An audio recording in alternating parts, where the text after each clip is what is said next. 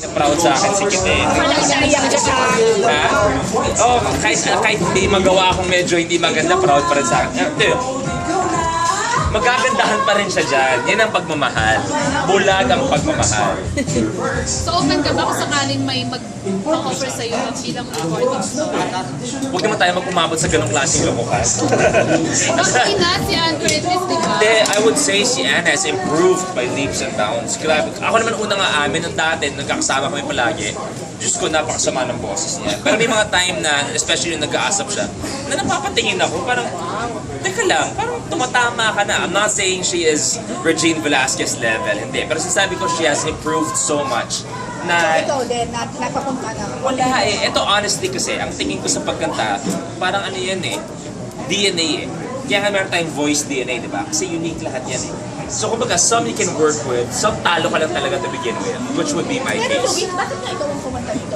Ano ba yung sa kontrata ngayon? Alam mo na gusto ko ako ang kakanta ng jingle. I wish. Siguro naisip ng Pure Gold na masyadong blessings naman. So pagbigyan na lang ako to give back. Na alam nila na hindi mangyayari on this lifetime. So binigyan na ng Pure Gold sa May akin. adi ba yun? Ha? May addition. Siyempre. Wala, kahihiyan ko na yun eh. Okay na. Kahit yung mga kaibigan ko, barkada ko, magte-text sa akin, Lou, ano itong jingle na to sa radyo? Ganyan. So, I guess, kung ano man, it had its fair share of, if you want to call it impact, sa mga nakikinig ng radyo, nandun yung last song. Di ba, maaalala mo talaga yun buong araw eh. Magbabago yung araw mo dyan Pag eh. nag-grocery doon, lahat. Yun lang din dalawa. Isa din, matutuwa ka o mababanas ka. Yun ang kaya kong i-promise sa boses ko. Louis, on a serious note, Yes. talaga marami nang nag-expect, marami na naghihintay na kung kailan ka mag-propose na, kung kailan ang kasalan. Yun ang talaga eh. May pressure ba na nakatutok sa Ang iyo? pag-propose naman kasi, or hindi kaya magpapakasal, hindi naman yung parang damit na kung pag-uso, sumakay ka, sumabay ka. Saan, I believe na when I feel it's the right time, when I feel that it's also the right time for her, then I would also set it up. I would, let everything fall into place. Pero kung hindi porket lahat nagkakasalan, lahat nag-propose, dapat kami rin dahil may mga fans na gusto magpakasal na kami. Hindi, that would be very unfair sa amin dalawa. That we would be pleasing other people, but not ourselves. So, baga, it's gonna happen when it's supposed to happen. Pero mas physical ba yung tipo na gusto mo? Public yung proposal mo or intimate?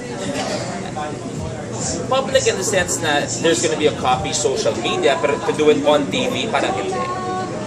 Parang ganun. We want to share it din naman with the rest of the world. But I would rather do it na, kung nari, ipopost ko yung video, pero the proposal itself, I would rather have it private. Let's say in front of other Kunwari lang, hindi ko gagawin.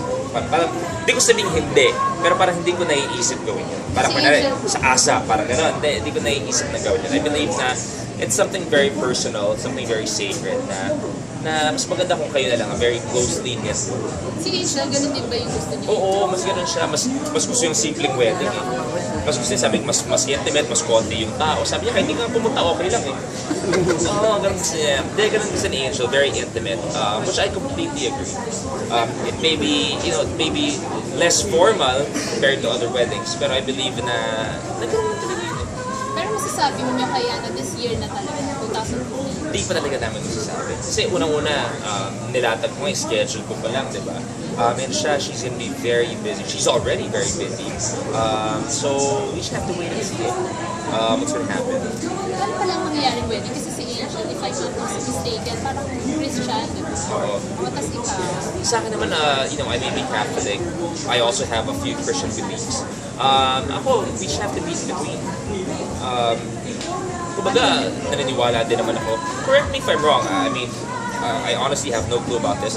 Now, even up to now, hindi pinapayagan ng Catholic to have a beach or up to now, hindi pa rin talaga.